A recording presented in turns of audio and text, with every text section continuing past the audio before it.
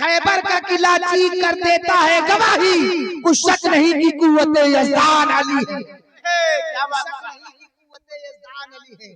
अली के ताल्लुक से आका इरशाद फरमाते अना मदीनतुल इल्म व अली उन बाबहा, मैं इल्म का शहर हूँ, अली उसके दरवाजा है। हजरत बरा इब्न राजिब की रवायत है, वो बयान करते हैं पूरे मदीने में, पूरे मक्के में अली के सिवा कोई ऐसा बंदा नहीं था जो ये कह सकता था जिसको जो पूछना है वो मुझसे पूछ ले। हजरत उमर फारूक आजम फरमाते हैं मुकद्दमात जब पेचीदा होता था, मसले जब गहरे होते थे, जब कोई हल नहीं कर पाता था तो मौला अली का रुख किया जाता था। हजरत आयशा फरमाती हैं मीरास का मामला हो या किसी ऐसे मुकद्दमे लोग जब फंस जाते थे तो अली की तरफ रुख किया करते थे। मौलाए कायनात का वो मामला है, अली के सिवा कोई ऐसा नहीं था जो ये कह सकता था जिसको जो पूछना हो पूछ लो। आई ये बातें हदीसों में रावी ने लिखा है मौलाए कायनात के ताल्लुक से एक यहूदी ने एक मर्तबा सवाल किया था, अली बताओ तुम तो कहते हो मैं बाबुल इल्म हूँ, तुम्हारे ताल्लुक से तुम्हारे नबी ने कहा है अना मदीनतुल इल्म व अली उन बाबहा, अली जरा ये बताओ हमारे चेहरे पर दाढ़ी के बाल नहीं है, एक आगे यहाँ वहाँ बाल है। अली के जिस्म पर, पूरे जिस्म पर बाल बहुत ज्यादा हुआ करते थे, आपका पेट भारी था और आप चेहरे के गोश्त बाहर निकले हुए थे, अली के चेहरे पर बहुत ज्यादा बाल उगे हुए थे। तो उस यहूदी ने कहा अली तुम्हारे ताल्लुक से मैंने सुना है तुम्हारे पास बहुत इल्म है, जरा ये बताओ क्या तुम्हारे नबी के ऊपर जो कुरान नाजिल हुआ है उसमें मेरी थोड़ी दाढ़ी का और तुम्हारी ज्यादा दाढ़ी का जिक्र है? तो मौलाए कायनात ने फरमाया हाँ हाँ, परवरदिगार आलम ने जो कुरान नाजिल फरमाया है उसमें परवरदिगार आलम ने सूरे एराफ के अंदर आयत नाजिल फरमाई है, मेरा रब फरमाता है बेशक अच्छी जमीनें जो होती हैं उस पर ज्यादा हरियाली उगती है और जो खराब जमीनें होती हैं उस पर हरियाली कम उगती है। यहूदी सुन, वो अच्छी जमीन हमारी दाढ़ी है और खराब जमीन तेरी टूटती है। परवरदिगार आलम ने अच्छी जमीन को ज्यादा हरियाली अता फरमाया है और खराब जमीन पर थोड़ी बहुत हरियाली अता की है। परवरदिगार आलम के प्यारे महबूब जनाब अहमद मुस्तफा ने अपने अली को जब अपने करीब बुलाया था, मिस्र का जब गवर्नर बनाया था, तो अली ने कहा था या रसूल अल्लाह मैं ना तजर्बाकार हूँ, हमारे पास हुनर नहीं है, हमारे पास इल्म नहीं है, हमारे पास तजर्बा नहीं है, हमारे पास फिक्र नहीं है, हमारे पास सोच नहीं है। नबी ने कहा अली परेशान होने की जरूरत नहीं है, अली तुम्हें तफक्कुर में जानने जाने की जरूरत नहीं है, तुम्हें टेंशन लेने की जरूरत नहीं है, तुम्हें फिक्र करने की जरूरत नहीं है। अली मेरे करीब आ। जब अली करीब जाते हैं महबूब फरमाते हैं अली और करीब आ। जब अली और करीब जाता है महबूब फरमाते हैं अली ले मेरा लुआबे दहन तेरे मुंह के अंदर डाला जाता है। जैसे लुआबे दहन मुस्तफा का अली के मुंह में पड़ना था, अली के दहन में जाना था, अली कहते या रसूल अल्लाह आप बस करें वरना बर्दाश्त नहीं होगा। अली फरमाते हैं उसी दिन से मुकद्दमात का फैसला तय करना हमें आया। मौलाए कायनात रज़ी अल्लाह तआला अन्हु को परवरदिगार आलम ने इतनी कुव्वत अता फरमाई थी, इतनी कुव्वत अता फरमाई थी कि एक मर्तबा मस्जिद के अंदर मौलाए कायनात रज़ी अल्लाह तआला अन्हु बैठे हुए खुदा की इबादत कर रहे थे और खुदा की इबादत करने के बाद आपके पास खाने के लिए रोटी के टुकड़े थे। मौलाए कायनात ने रोटी के टुकड़े को तोड़ा, तोड़ने के बाद मुंह के अंदर रखा, पूरी ताकत लगाते हैं, पूरी ताकत लगाते हैं। अली से रोटी का टुकड़ा तोड़ा नहीं जाता। सामने बैठे लोगों ने कहा अली मामला क्या है, तुमसे तो अच्छे अच्छे लोगों ने पनाह मांगा है, अली तुम्हारे सामने बड़ी बड़ी जमातें नहीं टिकती, अली तुम्हारे मुकाबले में कोई आता नहीं है, लेकिन आज तुमसे रोटी का टुकड़ा नहीं तोड़ा जाता, वजह क्या है? तो अली फरमाते सुनो ये रोटी का टुकड़ा जो मैं खाता हूँ इसमें जो ताकत लगती है वो अली की होती है, जो ताकत मैं सर्व करता हूँ बजाते खुद मेरी ताकत होती है, लेकिन जब अली मैदान जंग में होता है, अली जब मैदान खैबर में होता है, अली मैदान उहद में होता है, अली जंग खैबर में होता है, अली जिस जंग में जाता है हाथ तो अली का होता है, हिमायत खुदा की होती है, हाथ तो अली का चलता है, ताकत रसूलुल्लाह की होती है, तलवार मैं चलाता हूँ, हिमायत मेरे रब की होती है। अली ने कहा आज रोटी के जमाने में जो ताकत सब होती है वो बजाते खुद अली की ताकत है, लेकिन जंग में जाता हूँ तो बाजू अली का होता है, ताकत मेरे खुदा की होती है। उस जात का नाम मौलाए कायनात है। एक जंग के मौके पर मेरे अली को एक तीर लगी और बड़ी तेजी के साथ लगी, अली के सीने में जाकर के वो तीर चिप जाती है। तजर्बाकार जो है सहाबा ने हाथ लगाया, अली ने कहा दर्द बहुत है, दर्द बहुत है, हाथ नहीं लगा सकते।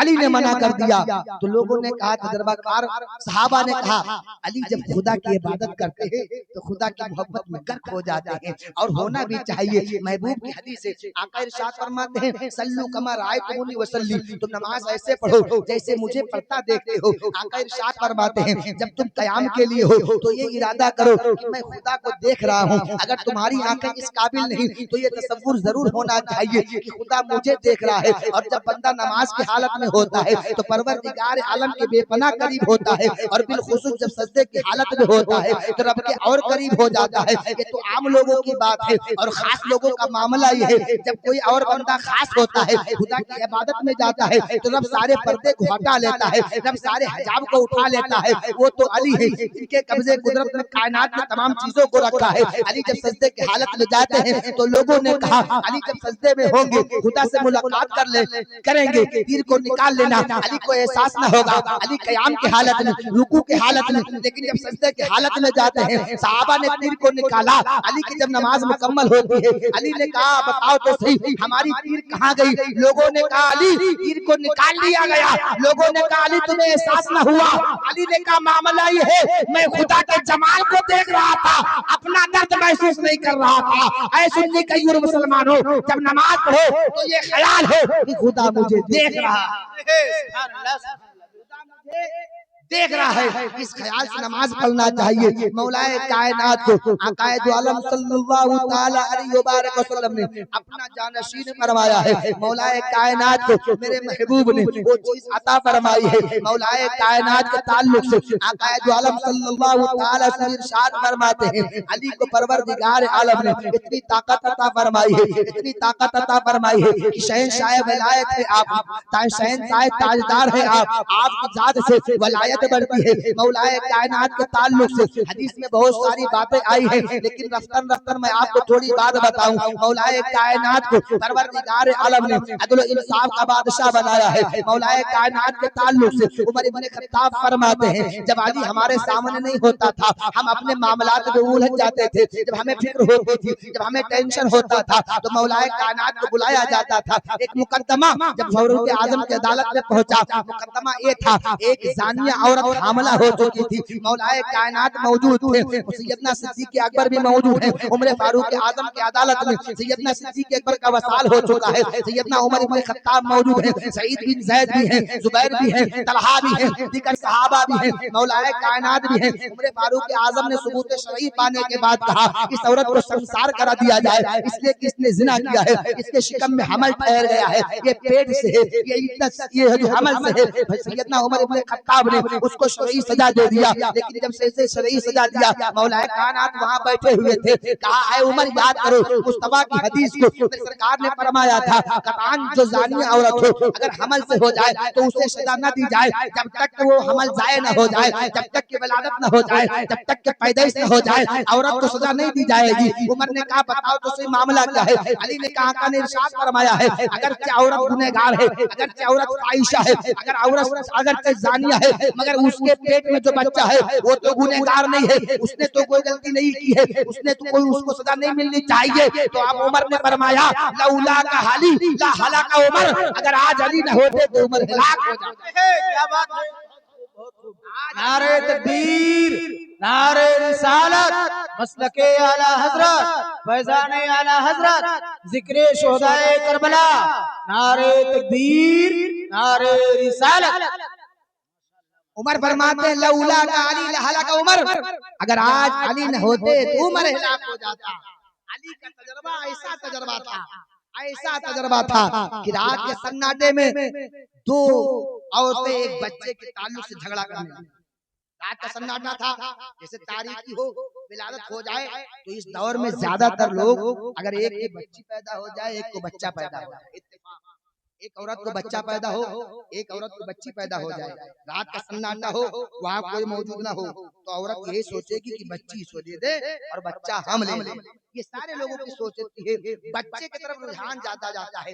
रात का सन्नाटा था, रात की तारीकी थी, जैसे ही विलादत होती है वहाँ कोई मौजूद ना था। जैसे सुबह की सफेद नूरदार होती है, दोनों औरतों में झगड़ा होने लगा। एक ने कहा बच्चा हमारा है, दूसरी ने कहा बच्चा हमारा है। दोनों औरतें आपस में झगड़ा करने लगी। कहा चलो चलो हम इसका फैसला सैयदना उमर इब्न खत्ताब के पास ले चलेंगे। उमर का दौरा है, सैयदना मौलाए कायनात की हाजिरी है। लोगों ने कहा, औरतों ने कहा, एक औरत ने कहा बच्चा मेरा है, दूसरी औरत ने कहा बच्चा हमारा है। लड़की लेने के लिए कोई औरत तैयार नहीं हो रही है। बच्चे के ताल्लुक से दोनों झगड़ा करती जा रही है। सैयदना उमर इब्न खत्ताब के दरबार में मुकद्दमा जाता है। सैयदना उमर इब्न खत्ताब से अली ने कहा, ऐ उमर तुमने अच्छे अच्छे को अदल दिया है, तुमने अच्छे अच्छे लोगों का फैसला किया है, इन औरतों का भी फैसला कर दे। उमर ताज्जुब में पड़ जाते हैं। उमर ने कहा बताओ तो सही, जहाँ जाए विलादत थी वहाँ पर कोई और था, जहाँ पर बच्चा पैदा हुआ वहाँ तुम दोनों के सिवा तीसरा कोई मौजूद था? औरतों ने कहा नहीं नहीं, हमारे सिवा वहाँ कोई नहीं था। क्या उजाला था? उजाला भी नहीं था। क्या मामला था? क्या तारीकी थी? रात का माहौल था। तुम्हारी माँ भी वही वहाँ नहीं थी, तुम्हारा शौहर भी वहाँ नहीं था।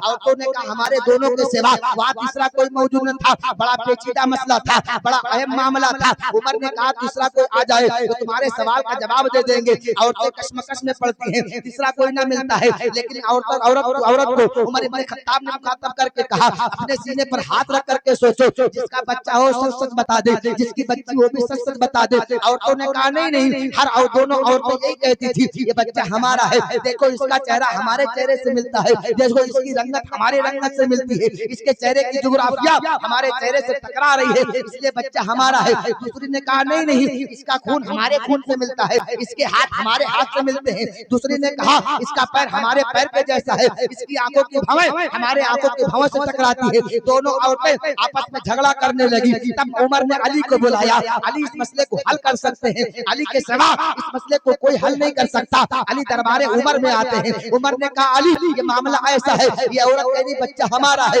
ये औरत कह रही बच्चा हमारा है, मसले को हल कैसे किया जाए? अली ने कहा कोई तीसरा वहाँ मौजूद था? उमर ने कहा तीसरा वहाँ कोई और नहीं था, इन औरतों के सिवा तीसरा बंदा वहाँ कोई नहीं था। अली ने कहा फिक्र करने की जरूरत नहीं है। अली ने कहा दो प्याला मंगाया जाए, तो प्याला मंगाया जाता है, मीजान मंगाया जाता है। साइंसदानों का दौर होता तो यही कहते थे साइंसदानों को बुलाया जाए, खून निकाला जाए, खून का टेस्ट लिया जाए, जिसका खून जिससे मिल जाएगा बच्चा उसी को दे दिया जाएगा। लेकिन अली ने मंगाया तो कटोरा मंगाया है, अली ने मंगाया तो तराजू मंगाया है। सारे लोग फिक्र में पड़ जाते हैं, सारे लोग सोच में मर जाते हैं, लोग तजर्बे से फैसला हल करते हैं। अली तराजू से कैसे हल करेंगे? क्या बच्चे को वजन करके देंगे या बच्चे को कैसे मसले को हल करेंगे? अली ने कहा तो प्याला मंगाया जाए, तो प्याला मंगाया जाता है। फिर अली ने कहा एक प्याला इस औरत को दे दो, एक प्याला उस औरत को दे दो। दोनों औरतों को एक एक प्याला दिया जाता है। अली ने कहा औरतों जाओ अपने पिस्तान का दूध लेकर के आओ। जब औरतें जाती हैं दोनों पिस्तान का दूध लाती हैं, एक ने बाएं पिस्तान का दूध लिया, एक ने दाहिने पिस्तान का दूध लिया। लाने के बाद मौलाए कायनात को दिया जाता है। अली ने कहा तराजू मंगाया जाए, तराजू मंगाया जाता है। उमर ने कहा अली मसले को कैसे हल करोगे? अली ने कहा टेंशन लेने की जरूरत नहीं है, फिक्र करने की जरूरत नहीं है, मसला अभी हल हो जाएगा। अली ने कहा तराजू मंगाया जाए, तराजू मंगाया जाता है। फिर अली ने कहा इन दूध के प्यालों को दोनों मीजान में रखा जाए, तो प्याला भारी होगा उसे बच्चा दे दिया जाए, जिसका दूध हल्का होगा उसे बच्ची दे दिया जाए। उमर ने कहा मसला समझाओ। तो अली ने कहा अरे जालो कव्वामूना अला निसा, जो मर्द होता है उसका दूध ताकतवर होता है, और जिसका दूध ताकतवर होगा उसी को बच्चा दिया जाएगा, जिसका दूध हल्का होगा उसी को बच्ची दी जाएगी। सुभान अल्लाह, सुभान अल्लाह, माशाअल्लाह। नारे तकबीर, नारे रिसालत, मसलके आला हजरत, फैजाने आला हजरत, उलमाए अहले सुन्नत, नारे तकबीर, नारे रिसालत, माशाअल्लाह, साथ का माशाअल्लाह। नाम मौलाए कायनात। एक मर्तबा मस्जिद के अंदर मेरे अली तशरीफ फरमा थे। मस्जिद में कुछ गर्दा लगा हुआ था, गर्दो गुबार अली के जिस्म पर पड़े तो अली सो रहे थे।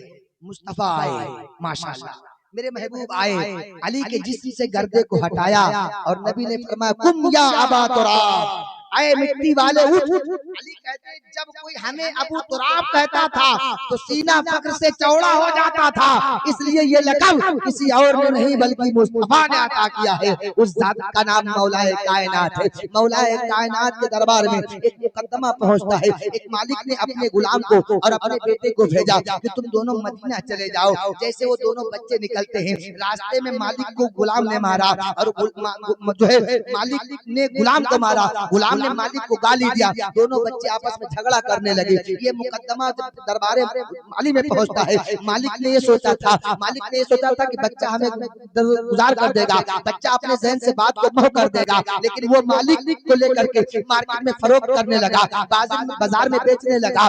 खादिम ने कहा ये हमारा खादिम है, मालिक को खुद बेचने लगा। ये मुकद्दमा अली के दरबार में पहुंचता है तो अली ने अपने खादिम को कंबर को बुलाया। बुलाने के बाद कहा एक दीवार में 2 बड़े सुराख किया जाए और दोनों लोगों को हुक्म दिया जाए कि अपनी अपनी गर्दन को बाहर निकालें। जब दोनों बच्चों ने सुराख से अपनी गर्दन को बाहर निकाला तो अली ने कहा तलवार लाई जाए। तलवार लाई जाती है। अली ने कहा खादिम का सर तन से जुदा कर लिया जाए। जो हकीकत में खादिम था उसने सर को अंदर खींच लिया और जो मालिक था वो बरकरार रहा। अली ने कहा बस मसला हल हो गया, ये चोर है और ये सच है। सैयदना मौलाए कायनात के दरबार में जब भी कोई मुकद्दमा पहुंचा है बिला तामुल उसे आपने हल किया है। एक मर्तबा 2 लोग 3 लोग पहुंचे मौलाए कायनात की बारगाह में और जो है 17 ऊंट है। तीनों लोगों ने कहा हम तीनों में से इन ऊंटों को तकसीम करा दिया जाए, लेकिन एक आधे का हिस्सेदार है, एक तिहाई का हिस्सेदार है, एक दुहाई का हिस्सेदार है। मगर अली शर्त ये है कि उन ऊंटों को काटा ना जाए और ऊंटों के बदले कुछ पैसा न दिलाया जाए। मौलाए कायनात में ताज्जुब में जो है मौलाए कायनात के दरबार में जितने सहाबा बैठे हुए थे सब ताज्जुब में पड़ जाते हैं।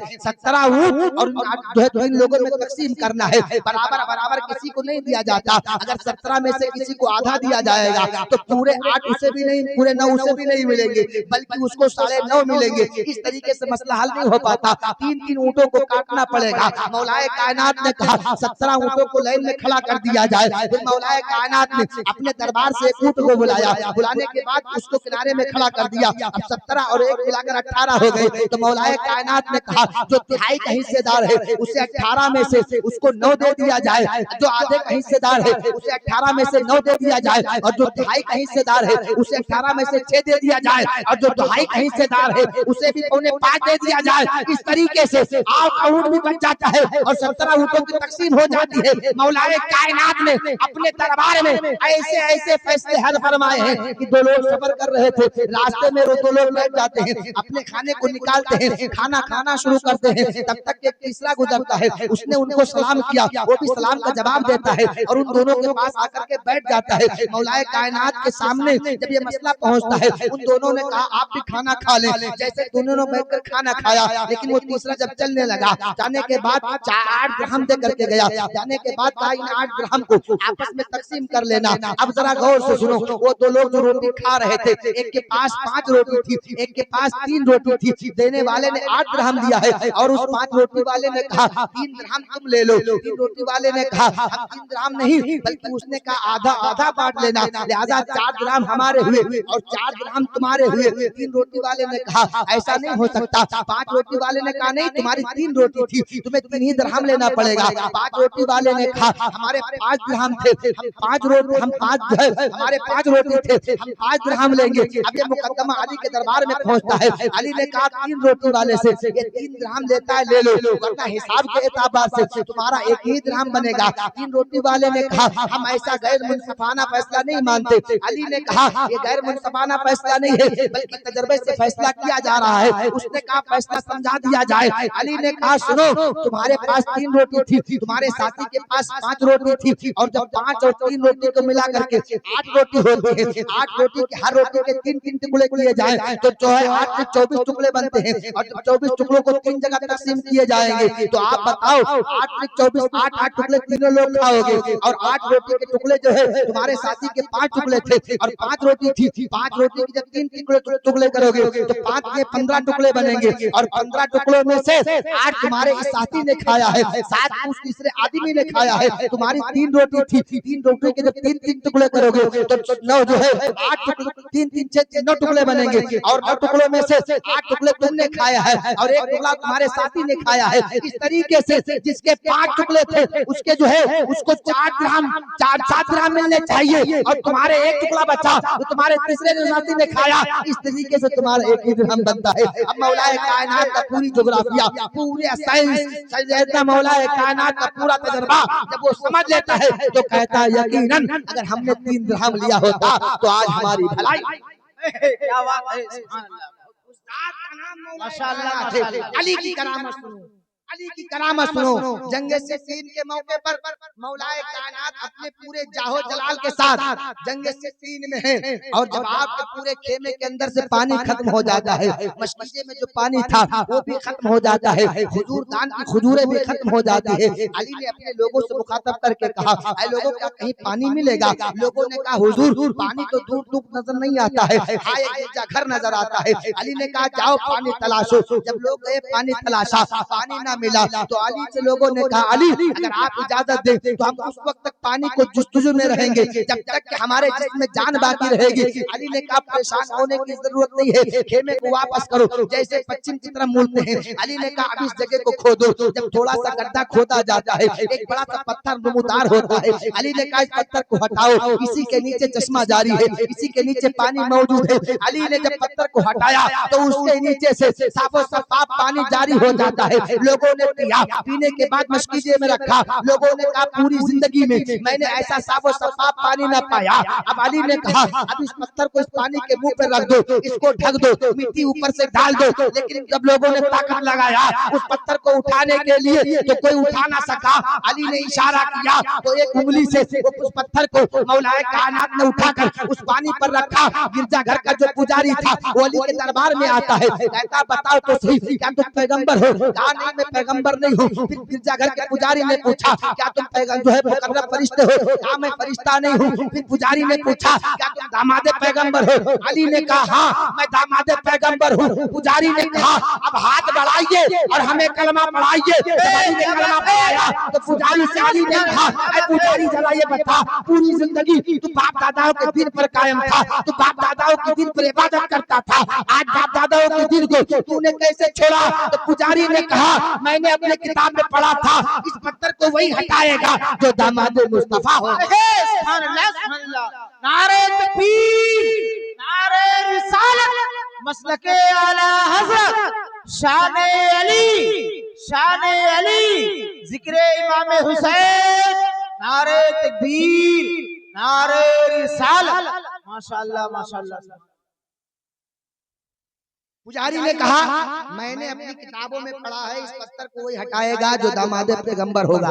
अली सारों कतार रोने लगे, कहने लगे मौला तेरा शुक्र है हम लोग पिछले वाली कौमों में से नहीं है बल्कि सदाकत के रास्ते पर हमारा कदम है। मौलाए कायनात ने एक मरतबा एक घर से गुजर रहे थे तो अली जब वापस आते हैं अपने दरबार में बैठते हैं तो मौलाए कायनात ने कहा जाओ उस घर में मियां बीवी झगड़ा कर रहे हैं उन्हें बुला करके लाओ। अल मुख्तसर ये जब वो दोनों पहुंचते हैं तो मौलाए कायनात ने कहा बताओ तुम आपस में झगड़ा क्यों कर रहे थे? तो उस औरत ने कहा बात दरअसल ये है कि हमारा निकाह इस लड़के से हुआ है, हमने इसको पहले कभी नहीं देखा था। मौलाए कायनात ने कहा बात दरअसल ये है जो हम तुमसे पूछेंगे बात सही सही बताना। उस औरत ने कहा हम सच बताएंगे। मौलाए कायनात ने कहा सुन तेरा चचाजाद भाई था तू भी उससे मोहब्बत करती थी, वो लड़का भी तुझसे मोहब्बत करता था। एक दिन रास्ते में जब तू किसी काम से निकलती है तेरे चचाजाद भाई ने तुझे पकड़ा और तुझसे मोहब्बत की वजह से तुझसे जिना करता है और वो हकमल ठहर जाता है। जब वो वलादत की घड़ी करीब आती है तेरे बाप के सिवा तेरी माँ जानती थी, बाकी इस बात को कोई नहीं जानता था, तू जानती थी तेरी माँ जानती थी। जब वलादत की घड़ी करीब आती है तेरी माँ तुझे लेकर के तारीकी में एक इलाके में जाती है, घर से बाहर जाती है, एक रास्ते पे वलादत होती है। लेकिन जब बच्चा पैदा होता है तूने बच्चे को कपड़े में लपेट करके एक दीवार के करीब कर दिया, एक कुत्ता पहुंचता है और उस बच्चे को सूंघना शुरू करता है। तूने एक पत्थर को उठाया,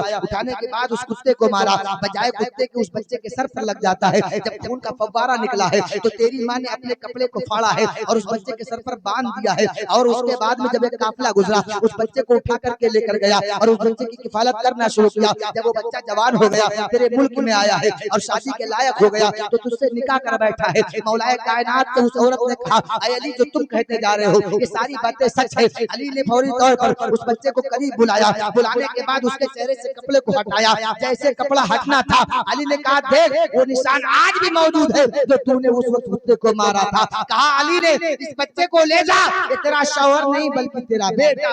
क्या बात है माशाल्लाह। ये जमीन बोले, ये जमीन बोले, ये आसमान बोले, उनकी तारीफ दो जहान बोले। अली के नाम पर सर कटा देंगे, यही तो ललगांव का मुसलमान बोले, यही तो ललगांव का मुसलमान बोले। अली का इश्क मुकद्दर संवार देता है, अली का बुग़्ज़ तो चेहरा बिगाड़ देता है। अली का इश्क मुकद्दर संवार देता है, अली का बुग़्ज़ तो चेहरा बिगाड़ देता है। अली को कमतर समझने वालों, अली वो है जो उंगली से बाबे खैबर उखाड़ देता है। अली वो है जो उंगली से बाबे खैबर उखाड़ देता है। माशाअल्लाह। मौलाए कायनात रज़ी अल्लाह तआला अन्हु को परवरदिगार आलम ने बसीरत वाली आंख अता फरमाई थी। तभी तो किसी ने कहा उम्मत में नुमाया है सभी अहले विलायत, असहाबे विलायत के भी सुल्तान अली हैं।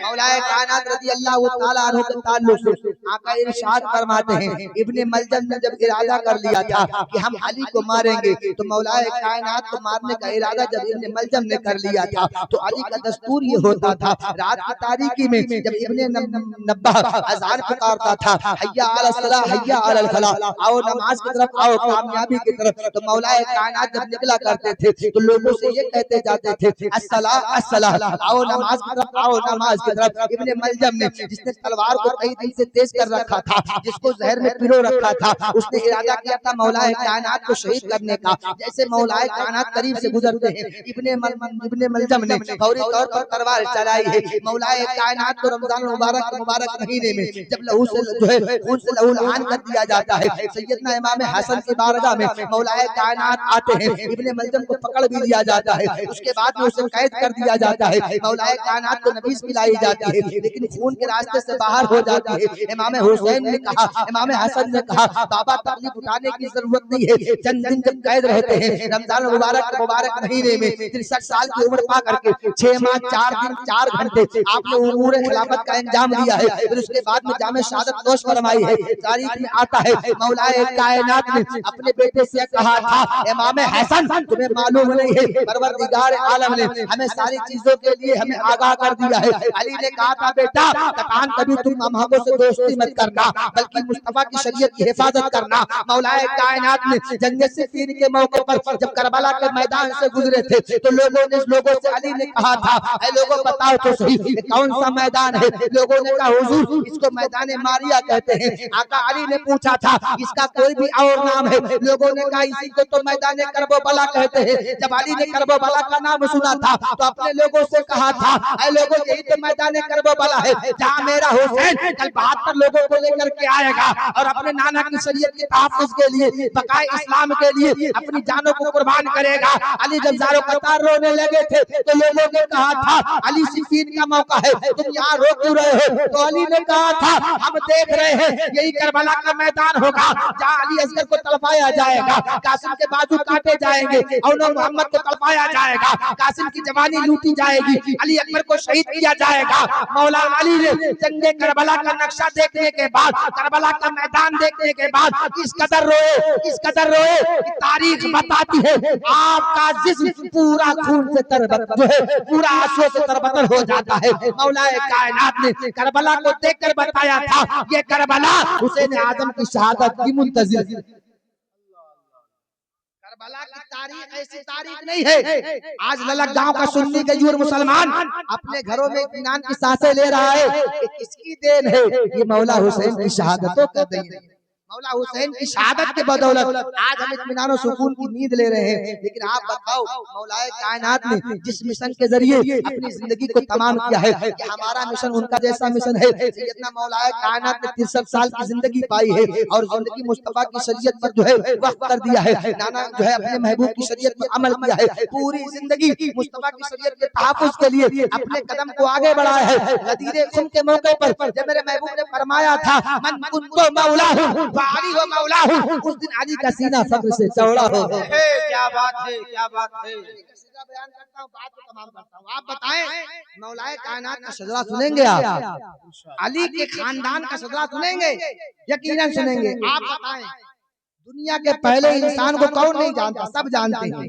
दुनिया के पहले इंसान का नाम हजरत आदम, आदम के बेटे शीश, शीश के बेटे यानस, यानस के बेटे कैनान, कैनान के बेटे मैलाइल, मैलाइल के बेटे ब्यारत, ब्यारत के बेटे इदरीस, इदरीस के बेटे मुतवस्सिक, मुतवस्सिक के बेटे लबनन नाम, लबनन के बेटे नूह, नूह के बेटे शाम, शाम के बेटे जुल्हाल, जुल्हाल के बेटे आबिल, आबिल के बेटे दाता, दाता के बेटे रावा, रावा के बेटे शाहरुख, शाहरुख के बेटे नाहूर, नाहूर के बेटे तारिक, तारिक के बेटे इब्राहिम खलीलुल्लाह, इब्राहिम खलीलुल्लाह के बेटे इस्माइल ज़बीउल्लाह, इस्माइल ज़बीउल्लाह के बेटे कैदार, कैदार के बेटे अमान, अमान के बेटे अमर के बेटे साबित, साबित के बेटे सलमान, सलमान के बेटे रईसा, रईसा के बेटे अलियसा, अलियसा के बेटे हूद, हूद के बेटे हवा, हवा के बेटे अदनान, अदनान के बेटे मुल्क, मुल्क के बेटे नदर, नदर के बेटे मुदु, मुदु के बेटे मुदरिका, मुदरिका, मुदरिका के बेटे खलीमा, खलीमा के बेटे कनाना, कनाना के बेटे नादु, नादु के बेटे मालिक, मालिक के बेटे फार, फार के बेटे गालिब, गालिब के बेटे लू, लू के बेटे काब, काब के बेटे मुर्रा, मुर्रा के बेटे कलाब, कलाब के बेटे कुशी, कुशी के बेटे अब्दुमनाफ, अब्दुमनाफ के बेटे का नाम हाशिम है और हाशिम के बेटे का नाम अब्दुल मुत्तलिब है और अब्दुल मुत्तलिब के बेटे का नाम अबू तालिब है और अबू तालिब के बेटे का नाम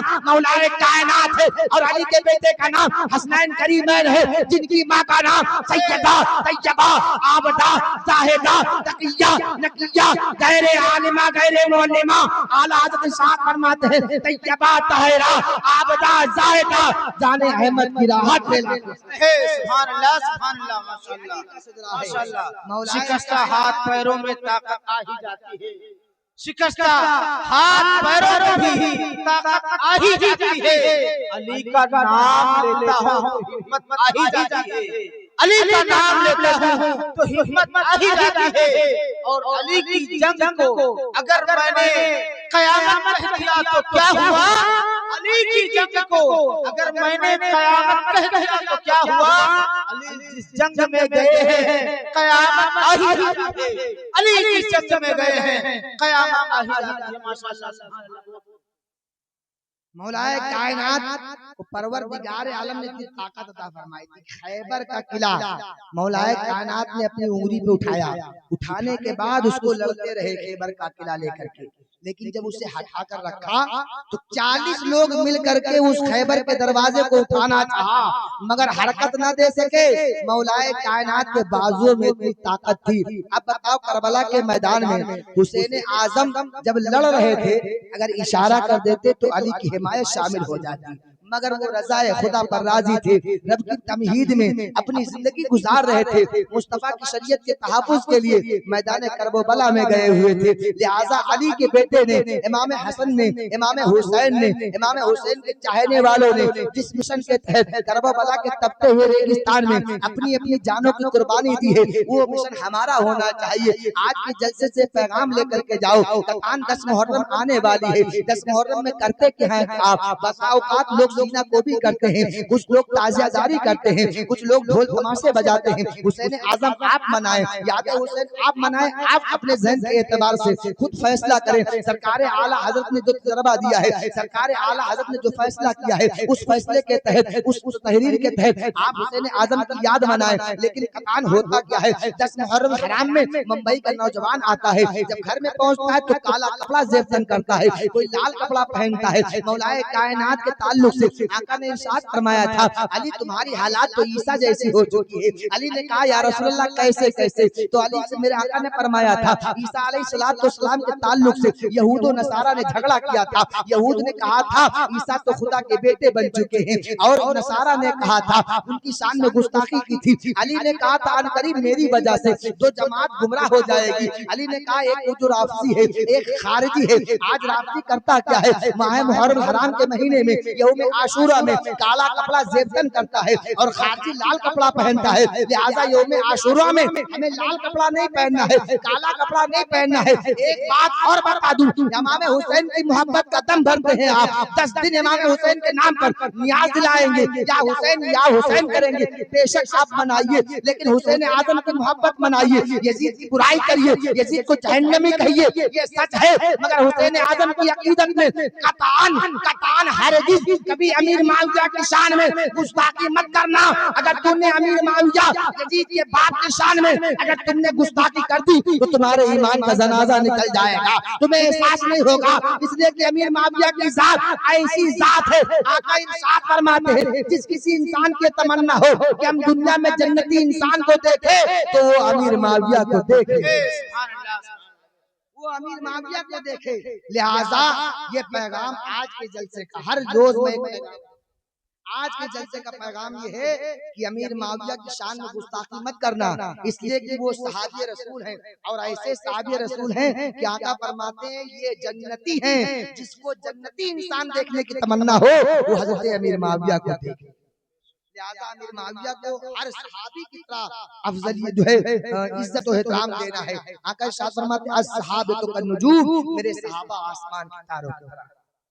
आज की बातें तमाम होती, कल इंशाअल्लाह सैयदना इमाम हसन रज़ियल्लाहु ताला अन्हु की जात पर रोशनी डाली जाएगी। लेकिन मैं आपको आवाज देता हूँ, अब वो बातें जिसके आप मुंतजिर थे, वो वाक़यात जिसको आप सुनने के लिए बेकरार और बेताब थे, वो दिन करीब आने वाला है। कल से इंशाअल्लाह सैयदना इमाम हसन के ताल्लुक से बात आपके गोशे गुजार की जाएगी। लेकिन आप भी आए, अपने दोस्तों को लाए, अपने अहबाब को लाए, पूरे आनो बानो शोनो शौकत के साथ आए। कल आपको बताया जाएगा इमाम हसन के खानदान लोगों का मामला क्या है। मैंने कुरान मुकद्दस की आयत पढ़ी है, अल्लाह रब्बुल इज्जत कुरान मलिक में इरशाद फरमाता है इन्नमा युरीदुल्लाहु लियुज़हिबा अन्कुमुर रिज्सा अहलल बैत व यतहिरुकुम तत्हीरा। कल इंशाअल्लाह इस आयत मुबारका का तर्जुमा किया जाएगा, इसकी शान नुज़ूल बयान की जाएगी, इमाम हसन के ताल्लुक से बात होगी। परवरदिगार आलम की बारगाह में दुआ है मौला हमें हक कहकर और आप लोगों को हक सुनकर अमल की तौफीक अता फरमाए। व मा अलैना इल्लल बलाग। अस्सलामु अलैकुम व रहमतुल्लाहि तआला।